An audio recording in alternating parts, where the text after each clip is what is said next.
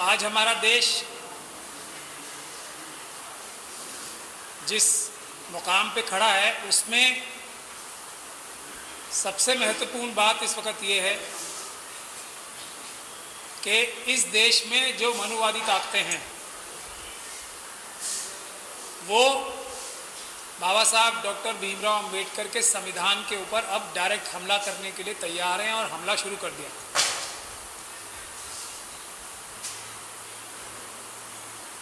हम लोगों को जो अपने आप को अम्बेडकरवादी कहते हैं, अम्बेडकरवादी हैं, एक बात को तस्लीम करना पड़ेगा, मानना पड़ेगा कि हम लोग बावजूद इसके कि 85% हैं,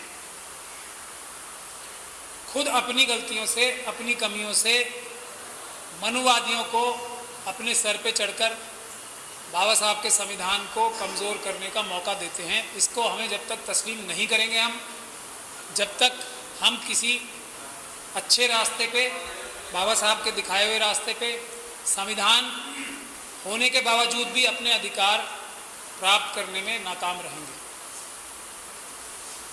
हम लोग सब आज की जो प्रॉब्लम्स हैं, आज की जो समस्याएं हैं, इतना तो बाबा साहब की वजह से है, इतने पढ़े लिखे सब हो गए हैं कि अपनी समस्याएं तो अब समझ पाते हैं। तो समस्याएं और समस्याओं की जड़ तो अब सबके समझ में आ गई है कि इस देश में दो ही ताकतें हैं और कोई ताकत हमारे देश में है ही नहीं। ये बात सबकी समझ में आ गई है। एक तरफ है मनुवाद जो कि मनुस्मृति लागू करना चाहता है, डायरेक्टली इनडायरेक्टली उनका हर काम एक ही डायरेक्शन में है, एक ही दिशा में है कि उन्हें बाबा साहब डॉक्टर भीमराव अंबेडकर के संविधान को ख़त्म करके मनुस्मृति लागू करानी है। तो एक तरफ तो मनुवाद है और उसके सामने दूसरी जो शक्ति है वो अंबेडकरवाद है। इसके अलावा ना आज़ादी से तुरंत बाद कोई और वाद था, ना मुझे लगता है कि आगे आने वाले टाइम में कोई आने वाला है। ये दो ही वाद रहेंगे हमारे देश में।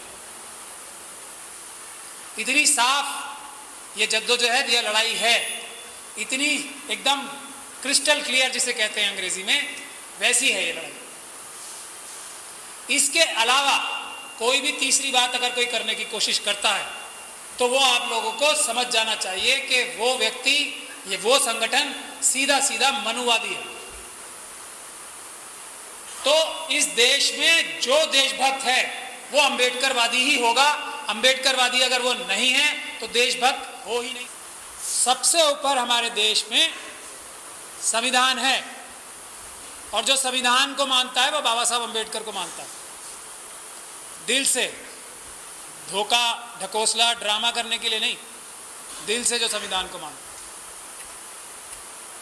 तो आज के दौर में जो इनका लेटेस्ट एक सबसे मनुवादियों का सबसे प्रिय और सबसे इफेक्टिव हथियार जो इन्होंने बना लिया है वो है किसी भी संगठन को, किसी भी व्यक्ति को, किसी भी सोच को, किसी भी एजिटेशन को ये देशद्रोही करार दे देते हैं। तो हमें आज ये बात अच्छी तरीके से समझनी चाहिए कि किसी भी व्यक्ति का टेस्ट क्या है। देशभक्त और देशद्रोही होने का एक ही टेस्ट है।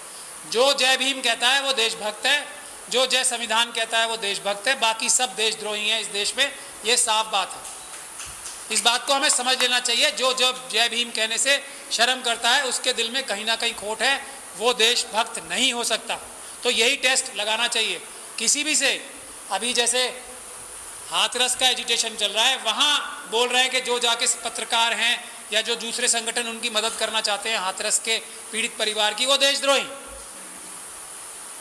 तो टेस्ट वही है, जो जाके मदद करना चाहते हैं जय भीम बोल के वो देशभक्त हैं, जो पीड़ित परिवार के खिलाफ बोल रहे हैं और जय भीम नहीं बोलते हैं वो वैसे ही देशद्रोही। तो उस प्रदेश के मुख्यमंत्री क्या जय भीम बोलते हैं? पहले टेस्ट ये होना चाहिए। अगर वो नहीं बोलते, कतराते हैं बोलने से या धीरे से बोलते हैं, तो वो देशभक्त हो ही नहीं सकते। ये खुला हम लोगों को टेस्ट एक तय कर लेना पड़ेगा और अपना इसी मुहिम को आगे चलाना पड़ेगा, क्योंकि मुझे संदेह ये है, मुझे शक ये है कि अलग अलग तरीके से अलग अलग संगठनों को, अलग अलग विचारों को इन्होंने देशद्रोही जो मनुवादी हैं उन्होंने करने की चेष्टा की है।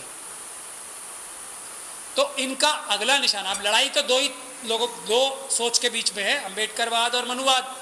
तो इनका असली निशाना अंबेडकरवादी ही है, इनका असली निशाना बाबा साहब डॉक्टर भीमराव अंबेडकर और उनकी सोच ही है। तो ये लोग बहुत जल्दी अंबेडकरवादियों को देशद्रोही बनाने के लिए तैयार बैठे हैं। इस बात को आप अपने जहन में क्लियर कर लीजिए। अगर हम लोग आज नहीं जागे तो अंबेडकर साहब का नाम लेने को ही ये देशद्रोह करार देने वाले हैं। वो टाइम बहुत जल्दी आना, इसे हमें अच्छी तरीके से समझ लेना चाहिए, क्योंकि जो भी सोच बराबरी की है वो अंबेडकरवाद है, जो भी सोच इंसाफ की है वो अंबेडकरवाद है, और मनुवाद इन दोनों चीज़ों के खिलाफ है, बराबरी के खिलाफ है, इंसाफ के खिलाफ है। तो दुश्मनी किससे है इनकी? बाबा साहब से ही है। तो हमें ये बात अपने जहन में क्लियर कर लेनी चाहिए, और इतना ज़्यादा इसका हमें कैंपेन चलाना चाहिए बाबा साहब के नाम का कि इनकी हिम्मत ना हो सके बाबा साहब के नाम को भी शक के दायरे में लाने की और अंबेडकरवाद को शक के दायरे में लाने की ये चेष्टा भी करें। एक तो मेरा नम्र निवेदन ये है।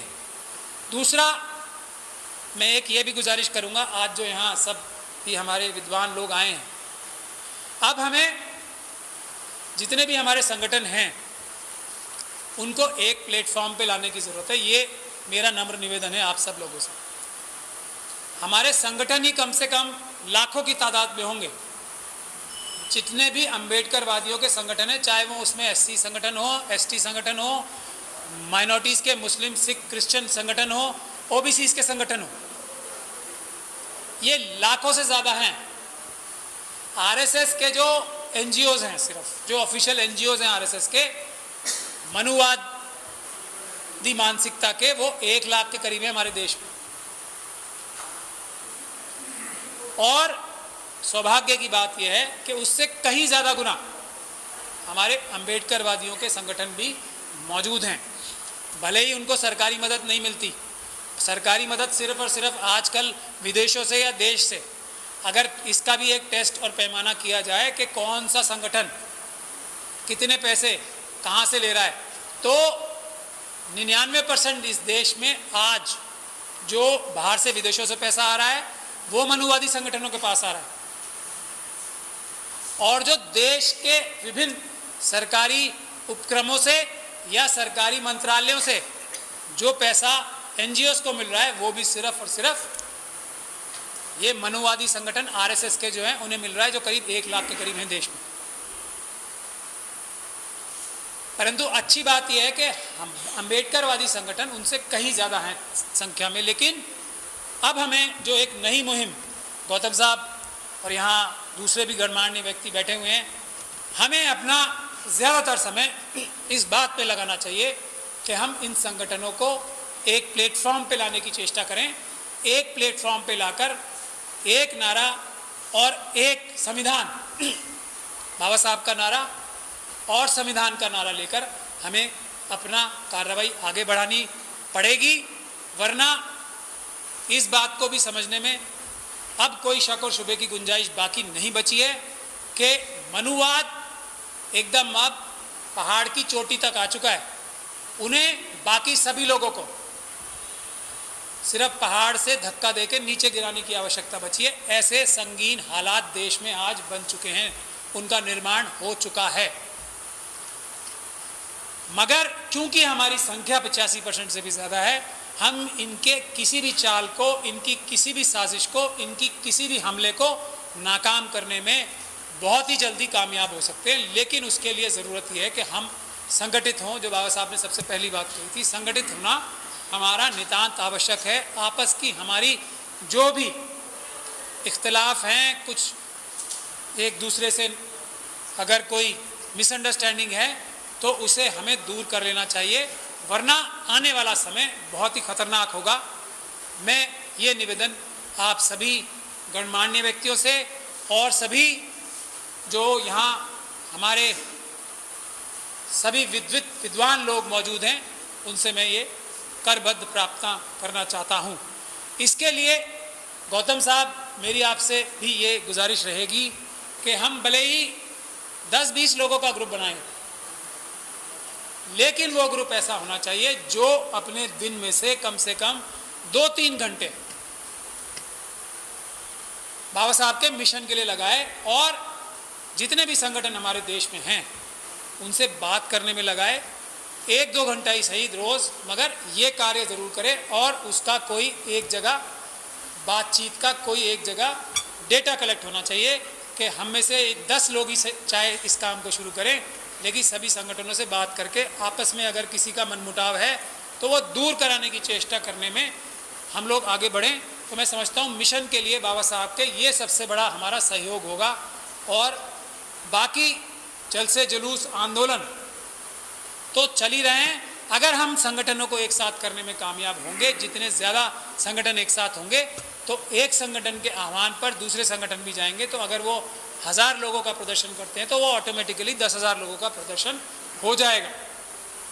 तो मेरी ये निवेदन रहेगा आज की इस सभा से भी कि आप सभी लोग कम से कम आज हम 10 वॉलंटियर्स ऐसे यहाँ पे से पैदा करें जो अपना कम से कम रोज़ का 1 घंटा या 2 घंटा हमारे जितने भी संगठन हैं अम्बेडकरवादी, उन्हें संगठित करने के लिए लगाए और उन्हें एक प्लेटफॉर्म पे लाने के लिए लगाए।